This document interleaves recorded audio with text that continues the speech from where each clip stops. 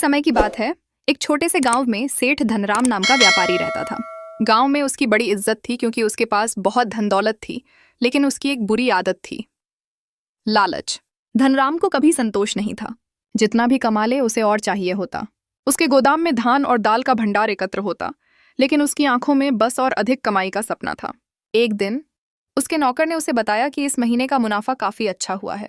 चावल, दाल और गुड़ के दाम बढ़े हैं। लेकिन सेठ धनराम की प्रतिक्रिया में बस लालच झलकता था। उसने कहा, अच्छा तो फिर अगले महीने दाम और बढ़ा दो। नौकर ने समझाया कि गांव वाले पहले ही महंगाई से परेशान हैं, लेकिन सेठ ने उसे मूर्ख समझते हुए कहा कि गरीबों की परेशानी से उन्हें क्या लेना देना। उस दिन सेठ की वाणी में गर्मी थी और उसके दिल में दया का नामो निशान नहीं। गांव में एक गरीब किसान रामू सेठ की दुकान पर आया और चावल की दया की भीख मांगी, लेकिन सेठ ने उसे कड़क आवाज में नकार दिया। रामू के विनम्र शब्द और आंसू ने धनराम के दिल में कोई असर नहीं किया। उसके भीतर का लालच और भी भयंकर हो चला।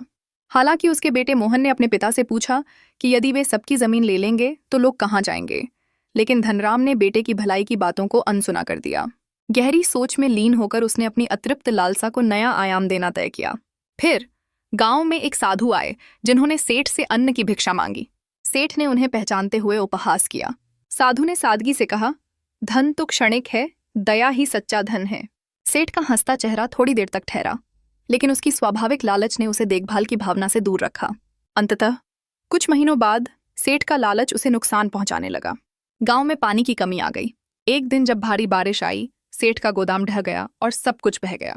जब सेठ ने अपने सामने बर्बादी देखी तो वो साधु फिर प्रकट हुए। उन्होंने कहा, यह तुम्हारे कर्मों का फल है। सेठ रोते हुए समझ गया कि लालच विनाश का कारण बनती है।